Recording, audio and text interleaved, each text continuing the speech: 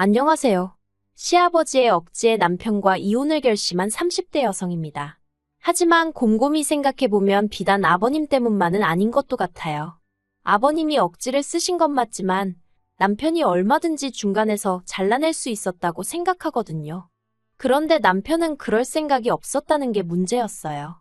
오히려 이제 저도 자식이나 마찬가지인데 그러면 자식으로서 부모가 그렇게 부탁을 하는데 한번 들어줄 수도 있는 거 아니냐는 식으로 나오더라고요. 하지만 솔직히 아무리 부모 자식이라도 아닌 건 아니지 않나요? 아무튼 이제 다 끝이에요. 끝!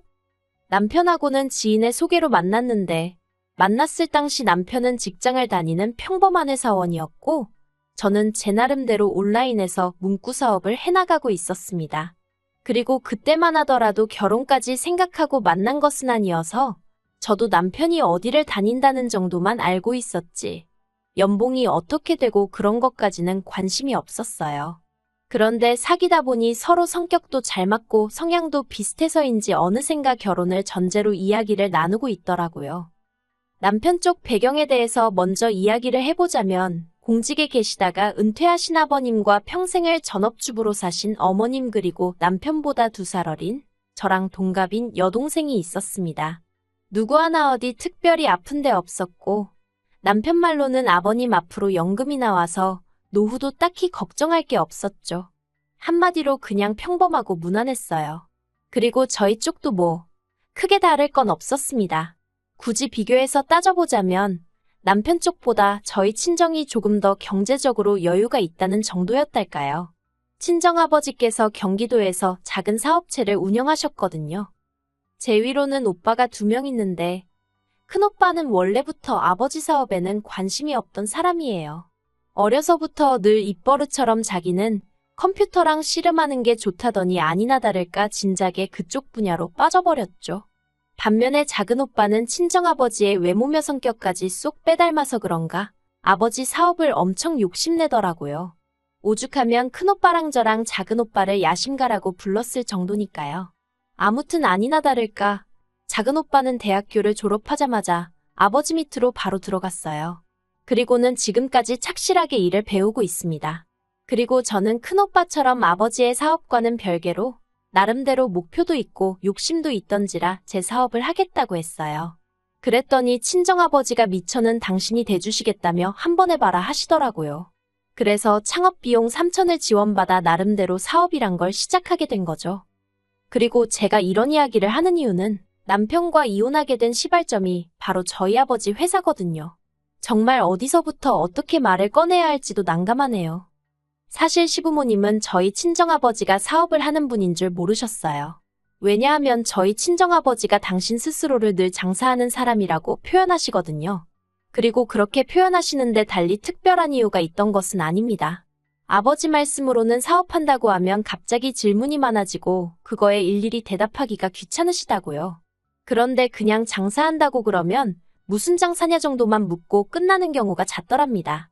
그래서 그냥 장사한다고 하시는 건데 상견례 자리에서도 워낙 장사한다 소리가 입에 붙었다 보니 그냥 그렇게 말씀하셨고 이후로 바로 대화 주제가 다른 걸로 바뀌어서 딱히 뭐라 정정할 기회가 없으셨던 거죠. 저도 그게 문제가 될 거라곤 생각지 못했고요. 그런데 지난달 남편 회사의 창립 기념일이었어요. 남편이 회사에 안 가도 된다길래 저도 모처럼 남편이랑 같이 쉬려고 일하는 스케줄을 좀 조정해 두었죠. 그런데 저희 둘 다 쉬는 걸 어떻게 하신 건지 아버님이 연락을 해오셨습니다.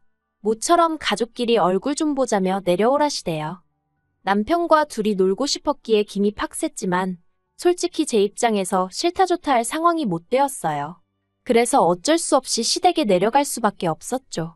그런데 시댁에 도착하니 뭔가 분위기가 평소랑 좀 다르더라고요. 원래 저희가 온다고 해서 어머님이 특별히 부엌에서 요리를 하신 적은 없으셨는데 그날은 어째서인지 상다리 부러지게 한상 제대로 차려져 있는 거예요. 뿐만 아니라 평소에 가족 모임에는 코빼기도 안 비추던 신우까지 집에 있었고요. 그래서 본능적으로 가족끼리 얼굴이나 보자고 부르신 게 아니라는 걸 알아차렸습니다. 그리고 아니나 다를까 식사가 시작되고 얼마 지나지 않았을 때였습니다. 아버님께서 저더러 니네 아빠가 한다는 장사는 잘 되냐 하고 물으시더라고요.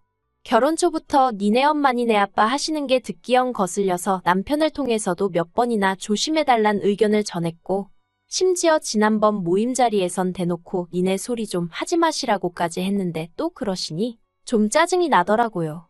하지만 그래, 못 고치는 불치병인가 보다 생각하곤 별다른 말씀은 없으신 걸 보니 괜찮으신 것 같아요 하고 대답을 했어요.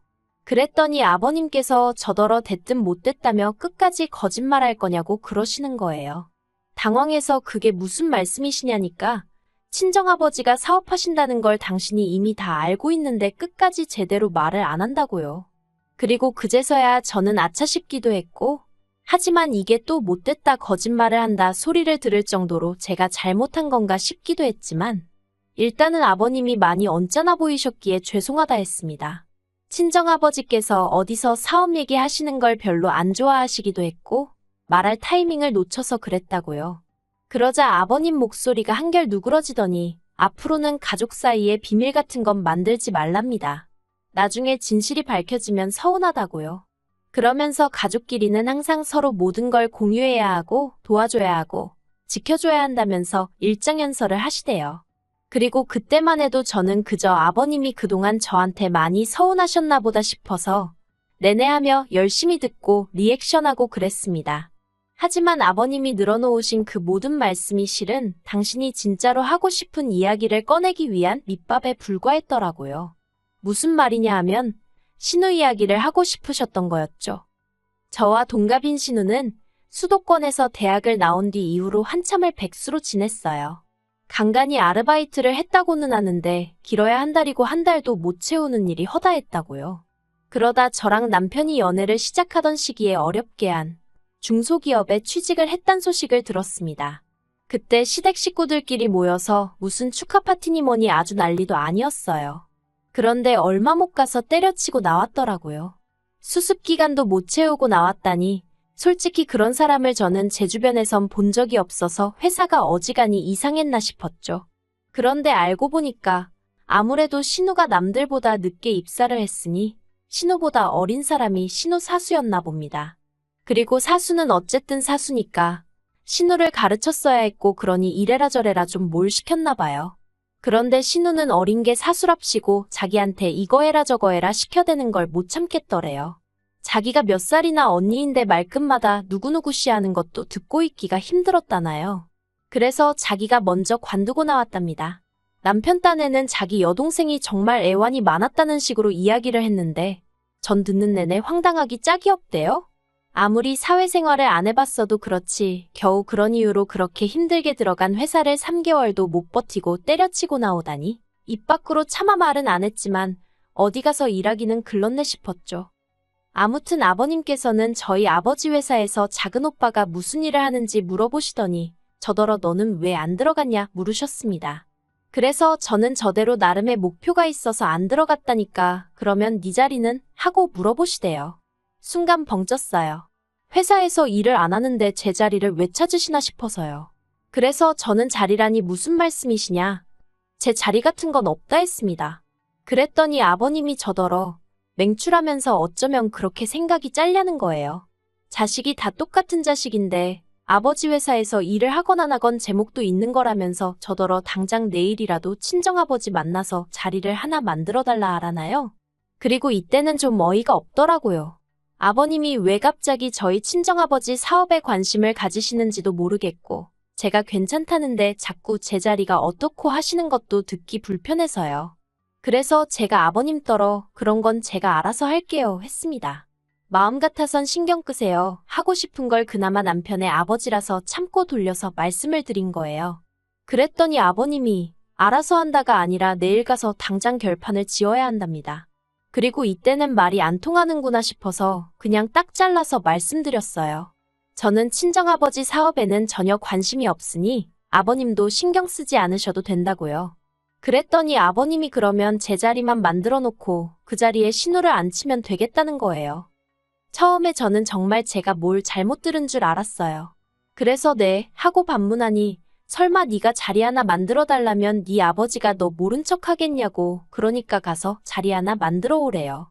그리고는 신우가 이래봬도 직장 생활도 해봤으니 금방 적응할 거라나요? 그래서 아버님더러 신우가 전에 들어갔던 회사에서 말도 안 될 이유로 3개월도 못 버티고 나오지 않았냐고 했어요. 그런데 저희 아버지 회사라고 해서 얼마나 버텨낼 수 있겠냐고요. 그랬더니 처음으로 신우가 고개를 들고 저를 쳐다보면서 그러니까 평사원 자리 말고 제 자리로 가겠다는 거래요. 그러면서 한다는 말이 설마 사장 딸 자리에 앉아있는데 누가 함부로 이거 해라 저거 해라 시키겠으며 자기 이름을 막 불러대겠냐입니다. 황당하고 어이가 없어서 저희 친정아버지가 저를 어디에 앉히실 생각이었는지 어떻게 하냐고 아무튼 그런 이야기는 친정에 못한다고 했습니다. 친정아버지 회사가 무슨 아르바이트생 구하는 카페도 아니고 그리고 저랑 신우랑 엄연히 조건이 다른데 어떻게 제 자리를 꿰차겠다는 건지 생각할수록 어처구니가 없더라고요. 그래서 제발 말도 안 되는 얘기로 사람 부담스럽게 하지 말아달라고 했네요. 아버님도 직장 생활 안 해보신 것도 아니면서 왜 상대방 난처할 걸 생각을 안 해주시냐고 너무 서운하다고 했죠. 그랬더니 아버님 어머님 두 분 다 얼굴색이 붉어지더니 저랑 남편더러 밥 다 먹었으면 그만 가보랍니다. 그리고 저도 밥은 반 공기도 넘게 남아있었지만 입맛이 뚝 떨어진 상황이라서 네 하고 일어섰어요. 그리고 짐 챙겨서 현관으로 향하는데 제 뒤통수에다 대고 아버님이 가족 간의 정인이 을이니 그딴 것도 모르는 모진엑스라나요. 어이가 없어서 저도 한마디 하려고 뒤돌아봤다가 괜히 친정부모님 얼굴에 먹칠할까 싶어서 꾹 눌러 참고 대신 나름대로 기분 나쁜 티 낸다고 안녕히 계시라 소리도 안 하고 현관문 꽝 닫고 나왔어요.